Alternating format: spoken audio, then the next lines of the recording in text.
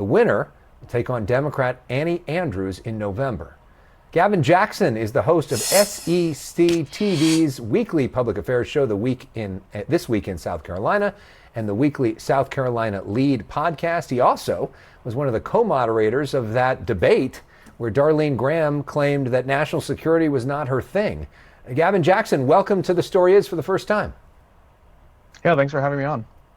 So where are we at in these final hours? What's the sense on the ground in terms of who's ahead, if anybody is?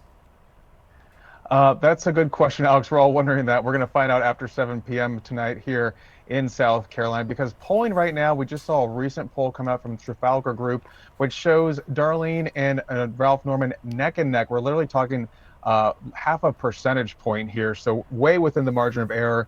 No one could really tell you definitively which way this race is going. It's been a whirlwind past 45 days in South Carolina since we lost the late Senator Lindsey Graham. And it's been a sprint. 2 weeks ago, we had 10 candidates in this race. Now we have just 2, and they're pretty different people there too as well. But it's really wide open right now. I don't think we're going to know the results until really late Tuesday evening. In terms of that debate that got so much attention, when Darlene Graham said that national security is not my thing, you're sitting there. What's that like in the room? And days later, as you've talked to voters, how are voters responding to that moment? Right, so it was a bit of a forthright answer, some would say. I think we were kind of getting maybe a little bogged down in foreign policy issues, but that's, we were partnered with Newsmax on that. That was more of their debate. So we came up with those questions separately. I think we, really got into foreign policy when foreign policy is really not the name of the game when it comes to this election. And Senator Graham really made that clear. That's been her message since the beginning of this, saying that she is not like her brother when it comes to her record or her stances on foreign policy. Of course, the late senator was a huge hawk when it came to national security, and he was known for that. I mean, look at the international leaders that attended his funeral, for example. So that's going to be a huge shift when it comes to whoever wins this race today and goes on to the November election, because all the issues are the economy. That's what voters are telling us about. And I spoke to several voters in a key county, Horry County, which is Myrtle Beach, where we saw the president on Friday rallying for her. And a lot of the voters who were supporters of hers said, they did have a bit of a cringe, a little drawback to how forthright, how honest she was about that answer. But at the same time, they know she's an outsider. They're not too concerned about that. And even the president was saying at that rally, she has good people around her. She'll surround herself with the right people. And that's one of the advantages of her situation right now, is that she has the late senator's staff with her, staying with her, supporting her, getting her read up on these kind of things. Because again, Taiwan's not top of mind for South Carolinians, but we all understand that, it's a very flat world that we live in and everything's connected. So she's trying to make that case that she's an outsider and she will know what to do when the moment comes. But right now, of course, that was a very viral moment that broke through to folks that really aren't paying attention. And again, the voters aren't too swayed by it at this point. Well, one of the things she's clearly suggesting she'll do when the moment comes is listen to President Trump and essentially do what he wants. Talk about why is President Trump so all in for her in a way he isn't with almost any other candidate across the country, and what that may also have to do with Ralph Norman, her opponent. Right, so we did see Governor Henry McMaster appoint her to fill out the remainder of her brother's term right immediately after his death in July. And then that progressed into the president, his telling of it, that he told her to go ahead and run for the full term. He supports her. He sees her as someone of an ally, continuing on Lindsey Graham's legacy. Of course, Lindsey and the president had a contentious relationship going back to 2015 when he was also running for president. But Graham came around and became a very close ally. He had the ear of President Donald Trump, and he really solidified that relationship, so much so that it's carrying over to his sister, Darlene, who Trump sees as someone that would be easy to get along with his agenda, not ask too many questions, be that hard yes when he needs her to be. And that's different than Congressman Ralph Norman, who you might remember endorsed his longtime friend, former governor, former U.S. UN ambassador Nikki Haley in the 2024 presidential primary. He came around and supported Trump eventually when she dropped out. But that's just one example of maybe not all the times when Ralph Norman's been in lockstep with President Trump, which is the modern day Republican Party. He's a member of the House Freedom Caucus. And if you go back to 2025, which is a lifetime ago in January, when it was President-elect Donald Trump, when he was trying to get Speaker Mike Johnson elected, Ralph Norman was one of those holdouts. So much so that Congresswoman Nancy Mace, also from South Carolina, got the president on the phone, walked it over to Ralph and said, talk to him, get him in the room. And again, that was an advantage. That was a moment there where Congressman Norman was talking about using that moment as leverage to really try and get some of his concessions granted. But again, these days you don't use leverage against the president, especially in your own party. He uses it against you, and that's what we're seeing happen right now. And if he ends up losing, that's probably his undoing. But we'll see, because as you said, the race is really close, and it'll be fascinating to see if we have a winner at this time tomorrow. People will be voting in the coming hours. Gavin Jackson, host of This Week in South Carolina, joining us from Columbia. Thanks for your reporting, and major props on your Zoom background. That's about as nice as it gets. We appreciate having you here to start us off on The Story Is. Now to this, the White House's so-called economic D-Day against Iran turned out to be a, quote, warning shot for its trading partners. On Monday, the U.S. Treasury Secretary threatened new sanctions on countries refusing to cut economic ties with Tehran. Secretary of the Treasury, Scott Bessent, did not name any country specifically, but experts tell CNN that China, India, Turkey, Iraq, and the United Arab Emirates could be most at risk for U.S. action. Tehran's top negotiator dismissed the announcement as a bluster and says that Washington is, quote, not in a position to limit Iran's economic relations. CNN's Kevin Liptak had this question for Bessent. You described this as an economic D-Day, but D-Day wasn't a threat of an invasion, and the U.S. didn't give a timeline to Germany. So why not impose the sanctions today? Well, we are giving everyone the opportunity to remedy bad behavior. Why would I want to blow up the global financial system? We believe that it is important to level set and give people a cure period, but they should know that that will move very quickly and that we are serious. Meanwhile, President Trump is escalating his trade war with Canada with promises of more economic pain. On Monday, he warned that if Canadian leaders do not, in his words, fall in line, then the consequences would be far worse. He's threatening to double tariffs on Canadian cars and car parts to 50%. That's on top of the 50% tariffs he placed on many Canadian goods over the weekend.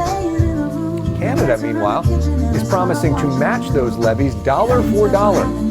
The Prime Minister of Canada, Mark Carney, says his country is willing to return to trade talks if the Trump administration has, quote, the right attitude. He said that last week's negotiations fell apart, and U.S. officials demanded last-minute and unfair trade terms. President Trump, meanwhile, sharpened his rhetoric in a Truth Social post, saying Canada is, quote, among the worst nations in the world to deal with, and that the U.S. doesn't need Canada, but they need us. One of his targets, Ontario Premier Doug Ford, who had a harsh response to the president's insults. Did the Prime Minister tell you to ask you to tone it down a bit? No, he didn't. I'm not going to comment, but he wasn't against that. And I have a lot of real estate on my, so he has a lot of room because, so I just do. I'm a big dude, what can I say? Hopefully they'll come to their senses when they see the pain he's put.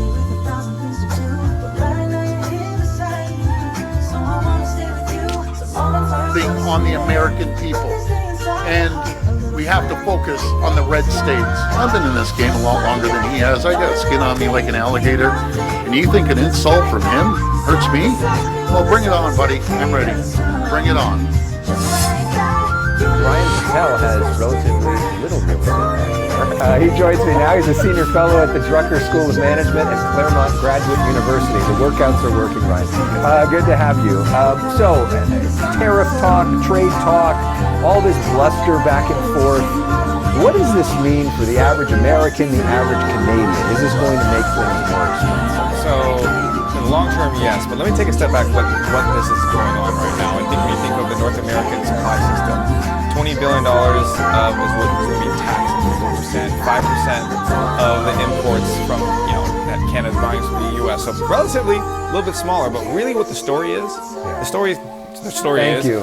the story is it's not so much about the tariffs, it's about the inputs that's going to cost. So you saw the automotive, for example, like it's not just about the product that you're buying from Canada, it's the car parts that go back and forth between the two. So the inputs in the supply chain, that's where it's going to be more expensive. And so if you think about investments our companies are trying to choose to do for the consumer, they cannot assume that what's going to happen now to 6 months from now. They're going to make a decision today to do it. So the reason why this is the story is because the North American supply chain system, should it stay where it is, would be a lot more expensive for both countries, which at the end of the day will be expensive for the consumer. Yeah, because there's been so much on the tariff front. One day it's this, one day it's this. One day you're the worst thing ever. The next day we made a deal. All the rest of it, back and forth, back and forth, back and forth. That it's kind of exhausting and hard to even follow and wonder how much of it is true. Is this real? Is this a real thing, what's happening now? I mean, I think you just said it, and this is what I was trying to hopefully focus on, is the rhetoric is to get to a negotiation point. Let's just, if you take all the political aspect to it and think about it from a business perspective,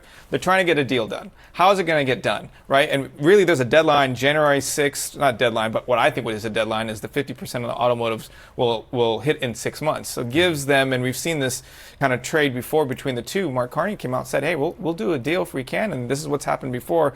You know what's going to happen, most likely, hopefully I'm wrong, we get near the deadline, we're going to go back and forth for the next couple months, and then they're going to end up doing a deal. Right, and then I guess the question is who ended up paying more money and who gets money back and all the rest of it. In the past, it was found that some of the tariffs were not legal, right? And companies got a rebate check, but you know who didn't get the rebate checks? All of us that paid the money to the companies. So it was like almost like a big tax break for them. But okay, meanwhile, it's D-Day for Iran without an invasion, as Kevin Liptak pointed out. Who is actually being targeted with this economic D-Day? What do you make of those threats? Yeah, so this story is less about, this is not just a tariff on Iran. This is, if you take a step back, we're talking about the global economic system that the U.S. potentially is saying they're going to use. So for example, the currency rate of anyone who's doing business with Iran, could be China, could be India, could be other countries, that could affect the U.S. currency, their currency. This is a global financial system that could potentially be sanctioned on all of us. So I want people to understand this is what that D-Day comment, I think, is what they're trying to do. It hasn't occurred yet. That's not what they're doing. So this is a bigger deal than the tariff fight with Canada. Yes, they're two different stories, but there's two different aspects of how you're using economic power. We're talking about right now global leverage in a financial system that is being dangled out there that this is what the U.S. could do. So if they do that, and they launch their invasion on Normandy, what's Iran's response? What kind of leverage that they have? I mean, the leverage is, there's a lot, they have their own partners as well, right, that they could put leverage on that they do business with. And we've seen, I mean, obviously, economically, they have less to come back toward the U.S., but their partners can't. The whole ecosystem can, right? And we know the majority of the oil is being bought by other countries. That pressure could be put on by the U.S. I don't think we want to be in that situation. I don't think anybody wants to be in that situation for any consumer around anywhere, to be honest. And I think the threat is very interesting. I think it should be seen by the average person that they haven't gone to all the way to that point, to all those financial institutions and say you can't do business with them. And of course, they still have control of the Strait of Hormuz, which the United States really wants and kind of the world oil market needs as well. Interesting. Scott Bessie's comments there. That's not quite there. I don't want to destroy world economic. I mean, to me, that's what this is what it's about. Ryan Patel, always appreciate your perspective. Still ahead here on the story is crews are gaining ground against the massive wildfire near Reno, Nevada. That's the latest from their efforts, and tens of thousands of people still under evacuation there. Plus, the UK plans to grant Ukraine access to secret cruise missile technology. Still ahead, how Kyiv could use it to strike deeper inside of Russia. And later, we'll hear from immigrants or migrants who were deported by the U.S. to a country in Africa that's considered one of the world's poorest and most troubled places.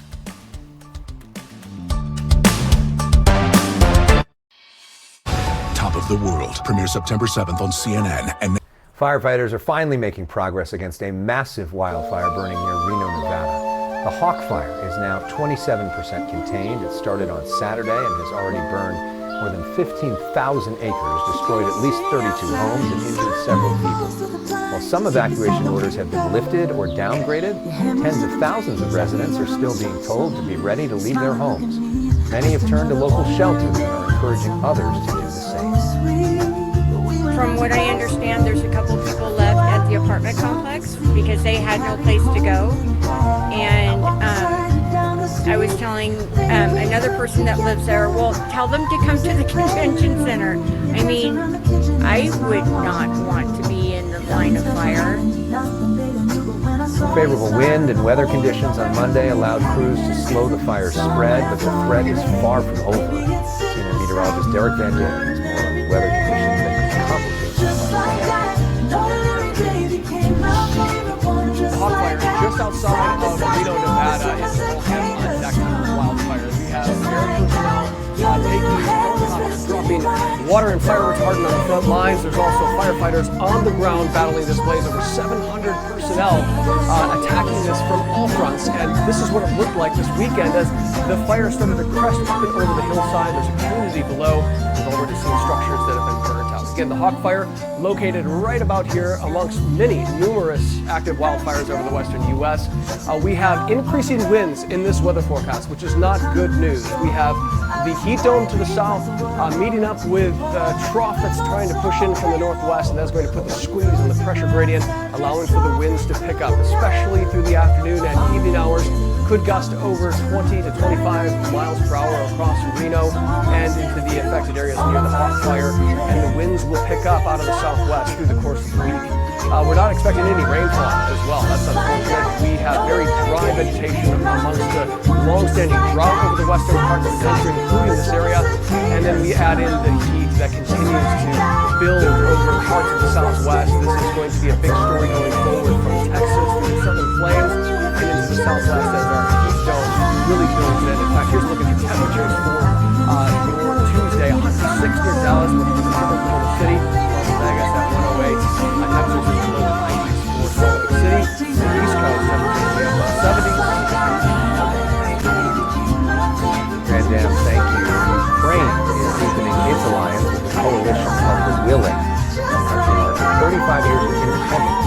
Leaders gathered in Kyiv on Monday, promising to boost Ukraine's air defenses and begin full-scale military exercises in October. The British Prime Minister, who co-chaired the event, is also granting Ukraine access to classified Storm Shadow cruise missile technology. CNN's Nick Robertson reports on the deepening tensions between London and Moscow. This comes at a time, and we'll think back to the day, the 20th of July, not so long ago, when Andy Burnham was stepping over the threshold in Downing Street, becoming Prime Minister. That was the day a Russian naval frigate in the English Channel fired warning shots near a pensioner couple who were sailing their yacht in the area. The very next day, the Russian ambassador to the UK withdrew from the country, and there's been a sort of a drumbeat coming from Russian officials warning Britain of consequences of supporting Ukraine. And Burnham here, in his first overseas trip, remembering his first international leader to host in London was President Zelensky of Ukraine, going to Ukraine to make very, very clear he's not going to be intimidated by Putin. He sees the way to bring the war to an end in Ukraine, to put economic pressure and military pressure on Russia. There's missile components that he's giving the blueprints for. They're designed to have longer range, highly accurate cruise missiles that can bust through bunkers, tear through ammunition depots, pushing Russia effectively further away from the front lines in the war of Ukraine. So this is an effort combined with Europeans, and that's what was having this coalition willing conference call there while he was in Kyiv as well. Nick Robertson reporting there. Nick, thank you. Meanwhile, in Paris, blue and yellow lights illuminated the Eiffel Tower in solidarity with Ukraine on its Independence Day. Crowds gathered around the landmark on Monday night, carrying flags and flowers in support of the anniversary. The U.S. Supreme Court hands President Trump another win, this time when it comes to mail-in voting. But what does it mean for the midterms? We'll talk about that next.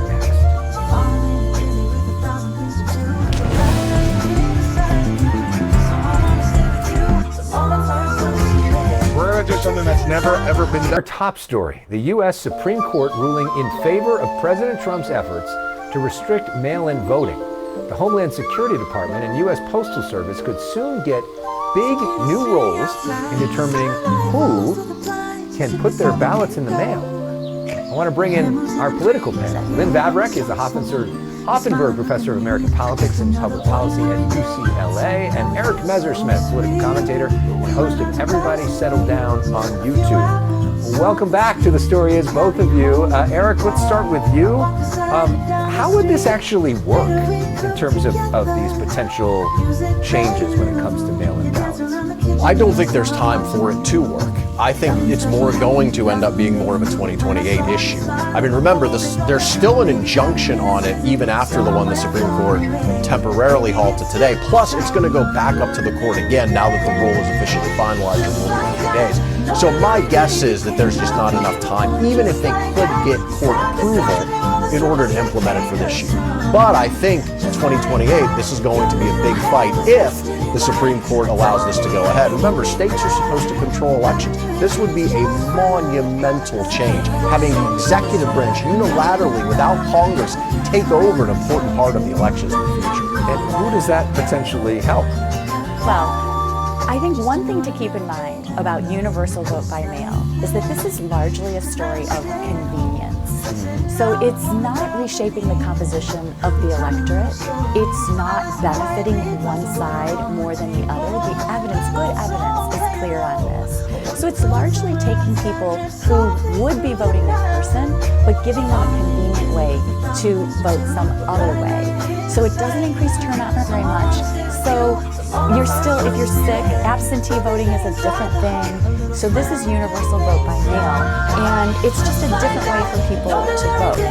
Well, and we've seen it in places like here in Los Angeles that the overwhelming majority of people, if given the choice, choose to vote by mail, choose to not vote in person. Yes, lots and lots of people are doing this in the universal vote by mail states. I think there are about 8 or so. And in California, we've actually reshaped the way you would vote in your local communities too, because of this shift to universal vote by mail. And so now there are local centers, instead of, people may remember, going to precincts in smaller places. So that is all happening. So you think it's probably not going to affect these midterms. These midterms are really close. The Senate now is surprisingly close. One of the most important Senate races is in Michigan. Abdul El Sayed, who's gotten a lot of attention, a progressive candidate, Muslim American doctor, went on Jesse Waters' show on Fox, who's not known as the biggest Abdul El Sayed fan. And the two of them sort of went back and forth, talking over each other a lot. But interestingly, Jesse kept going back to a lot of these culture war issues. Watch. Should men play women's sports? You have daughters, right? I think that, look, I played sports my whole life. Sports were an important part of my life. I'm grateful for the opportunity to play sports. And at the end of the day, the decision of who gets to play what sports ought to be decided by the people who govern sports. I'm running for U.S. Senate. Jesse, it's insane. I'm out here trying to take on like the healthcare crisis in big pharma, and you're asking me about who gets to play what sports. It's silly. People can't take you seriously. It's kind of a big thing if you've been following the news recently, Abdul. I mean, certainly a big issue that's talked a lot about on that particular network a lot, and it does drive a lot of people in the Republican base. But you've written entire books about this idea of the culture wars and how it drives politics. So this just immediately made me think of you. What's really going on here with both parties trying to do their thing? I think that there is one unsurprising thing about this clip and one surprising thing. And the unsurprising thing is that the host wants to go after a Democratic candidate on these identity-inflected topics. The Democrats are out of step with the majority of public opinion on these issues.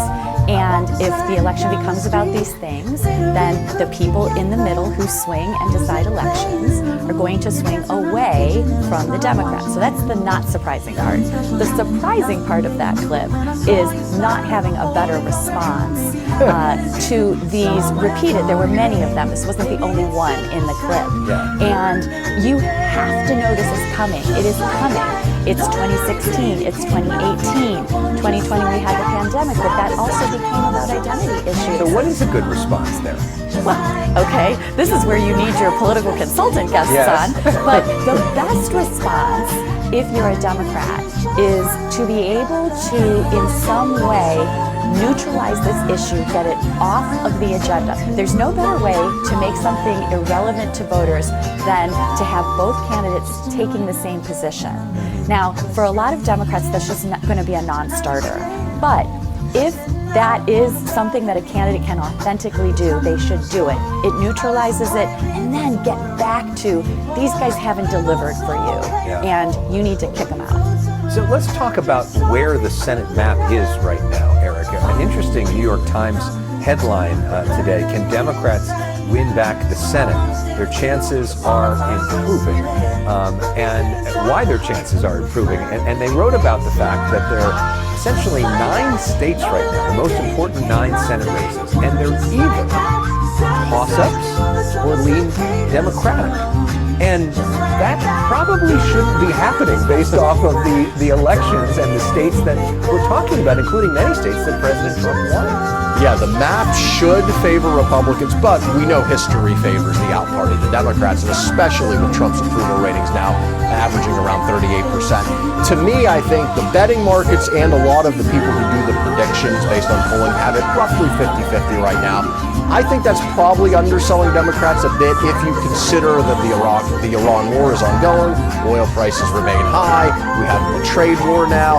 I think North Carolina and Maine, I think, are almost certain to flip to the Democrats. That would get them to 49 if they hold Michigan, which in this climate, if they can hold Michigan, that would be a major upset, I think. So now they would need 2 more. And I think most likely those 2 would be Alaska, where you saw Mary Peltola perform very well in the primary up there, and Dan Sullivan, the incumbent, got around 44%. That's a bad showing. And then I think seat 51 would be Ohio. I think Sherrod Brown coming back. He was in the Senate before. He's facing someone who was appointed, not elected to the Senate. He's been leading in pretty much every poll I've seen recently. That even if they don't win Texas and Iowa and some of these other states, that would get them to 51. That would be a very good night, and often it's not just about the party, it's about candidate quality. That New York Times article raised questions about both Michigan and Maine because of the candidate choices, but we'll see. Clearly a lot of voters are drawn to them, and we'll see what happens in the months ahead. We also know that you guys are coming back for our next hour, so we look forward to more of the conversations with you, then including talk about South Carolina, another interesting Senate case. But thanks now to our panel, UCLA professor Lee Vavrin and YouTube host Eric Messerschmidt. Still ahead, here on The Story Is, deported to one of the most dangerous countries in the world. CNN travels to the Central African Republic, speaks with several migrants who have never heard of the country before being sent there by the United States. Top of the World premieres September 7th on CNN and next day on the CNN. Welcome back. I'm Alex Michelson. Let's take a look at today's top stories. Republican voters will be going to the polls in the day ahead in South Carolina. They are casting their ballots in a Republican runoff between incumbent Senator Darlene Graham and Congressmember Ralph Norman. Graham replaced her brother, Senator Lindsey Graham, who died in early July. The winner will face Democrat Annie Andrews in November. A judge has denied a mistrial request from Lindsey Clancy's defense after one of the prosecutor's medical witnesses referenced her Catholic faith. Psychologists testified that killing is, quote, the mortal sin. Clancy is accused of killing her 3 young children, but maintained she was experiencing postpartum psychosis at the time. The judge instructed jurors to ignore the testimony about Catholic theology. Firefighters are making progress against the Hawk wildfire near Reno, Nevada. It is now 27% contained, but about 23,000 people are under evacuation orders, and a forecast of stronger winds paired with hot and dry conditions could fuel the fire in the days ahead. The mayor of Reno coming up at the top of the hour. Now to this, though, the Trump administration's immigration policy involves so-called third country deportations. That is when migrants are sent from the U.S. to countries other than their own. Just months ago, ICE sent their first deportation flight to the Central African Republic, one of the most dangerous countries on earth. CNN's Isabel Young traveled there to investigate. I was so scared. I was crying and I said I'm not going out. Asena thought she'd find safety in the US. She says she fled Turkey after facing death threats. But then she became one of thousands that the Trump administration has deported. First, my hands and with my belly like this and my foot. So they handcuffed you and shackled you? Yes. And you still didn't know where you were going? I don't know where I'm going to. I said, where we are going, tell me. And he said, I don't know, maybe Central Africa. And I was in shock. Have you ever heard of Central African Republic? No. So we are here in Bangui in the Central African Republic trying to find out what happened with this ICE deportation flight that took place this summer going from the US to here. We know that this flight happened in the shadows of secrecy. As far as we know, no one apart from UN agencies has managed to meet with these migrants. So we're here trying to track them down. At 8:58 p.m. on June 11th, 18 migrants from all over the world were brought to Alexandria Airport, Louisiana. They say they were handcuffed and shackled. Several claim they were severely beaten. Two of the migrants say they were forced into a full-body restraint, like the one seen here in a demo video. A US official called the allegation a flat-out lie and denied anyone was beaten. The maker of one such restraint said it's a last resort tool intended to promote safety and prevent escalation. Nearly 20 hours later, after a refueling stop, the plane touched down in Bangui, Central African Republic. Maybe I can just start with, where are you from originally? I'm from Georgia. You're from Georgia? Yes. Egypt. Afghanistan. Afghanistan.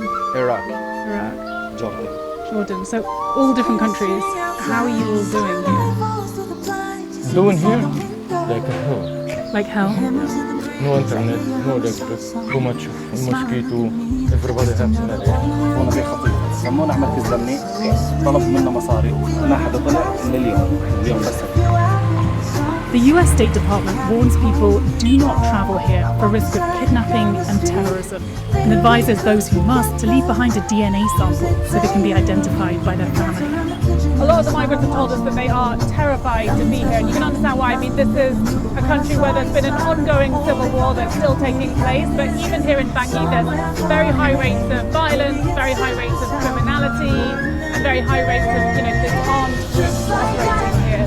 I asked the piece about the migrants' claims that they are part of the problem. Some of the migrants here that I've spoken to say that when they go outside, the police stop them and ask them for cash and threaten them. Ces policiers-là effectuent juste des contrôles, ils donnent de l'argent une grosse fois. Very little is known about what terms the CAR government agreed to with the US. But what we do know is that on May 18th, just 1 month before the first deportation flight, State Department diplomats traveled here to meet with the president. For the past decade, the US has given just a few $1 million per year to the UN Migration Agency IOM's operations in CAR. But this year, that figure shot up to $85 million. An additional $50 million was committed to the CAR Humanitarian Fund. We asked the IOM about the money they're receiving. They did not respond to our specific questions, but told us that IOM has a long-standing presence in CAR and they're receiving funding from a range of donors. But this is at a time when the Trump administration has been slashing billions of dollars from foreign assistance. We have been trying to get hold of any US officials to talk about what's been happening and why and how they send these migrants here, because they are ultimately the ones responsible. I mean, the State Department have emailed back saying, as a policy, we do not discuss diplomatic negotiations or funding mechanisms, and the US Embassy staff have not really replying to us, but we're going to try knock on the door just to see if they'll answer.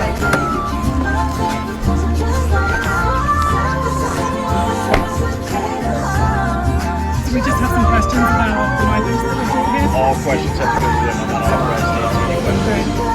And is there anyone else we can contact at the US Embassy? The Bangui PD at state.gov, the email I gave you. That's when you can. Who are just going to ignore us and pretend that email never came. All right.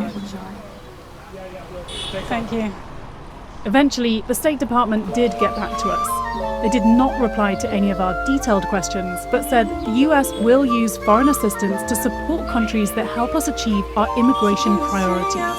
It's a tacit admission that the money is tied to the deportations.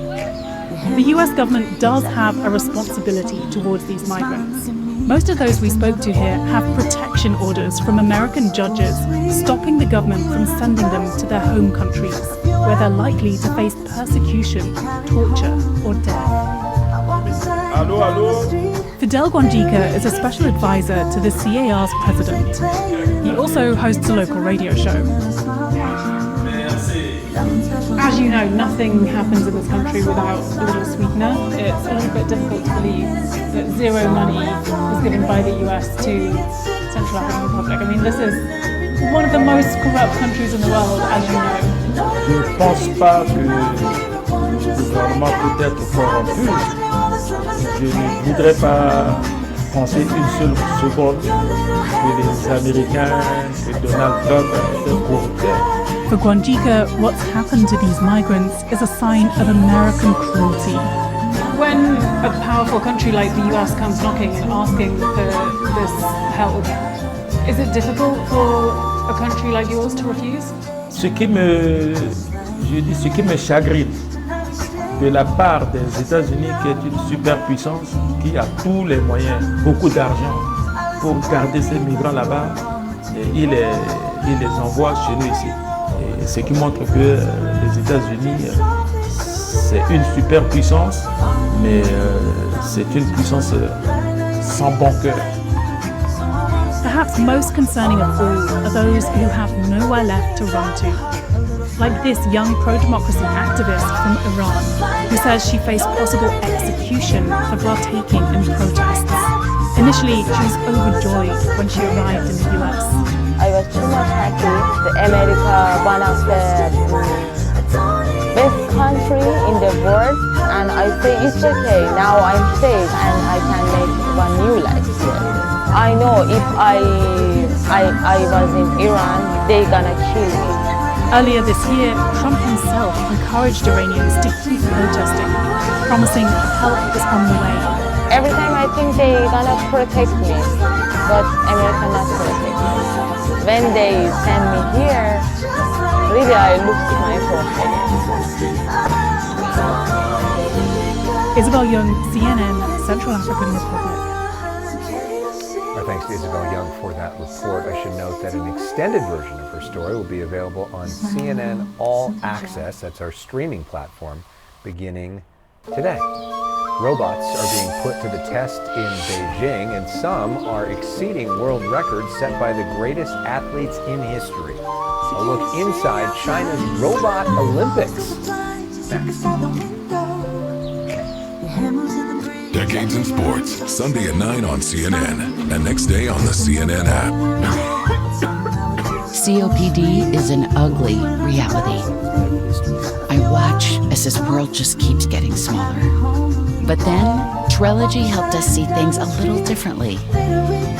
With 3 medicines and 1 inhaler, Trelegy keeps airways open for a full 24 hours and prevents future flare-ups. Once daily Trelegy also improves lung function, so he can breathe more freely all day and night. Trelegy won't replace a rescue inhaler for sudden breathing problems. Tell your doctor if you have a heart condition or high blood pressure before taking it. Do not take Trelegy more than prescribed. Trelegy may increase your risk of thrush, pneumonia, and osteoporosis. Call your doctor if worsened breathing, chest pain, mouth or tongue swelling, problems urinating, vision changes, or eye pain occur.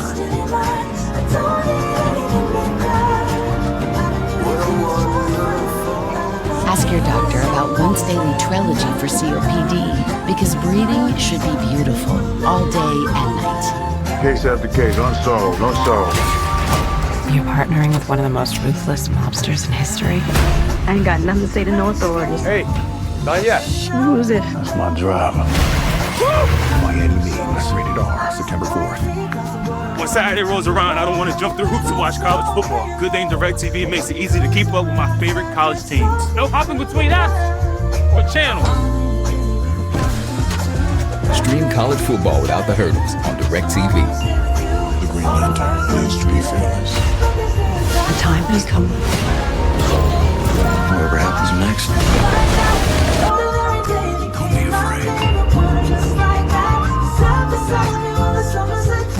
Take advantage of an expert managed portfolio with Robinhood Strategies. With advanced insights, our advisors help spot opportunities aligned to your goals. Your ambition just met its match. Sarah, What's that, Jer? my back pain. It's relieved. Relieved? Relieved. Only Relief gives you up to 12 hours of back pain relief with one pill. That's enough, Jer. Feel like Jerry. Feel relief.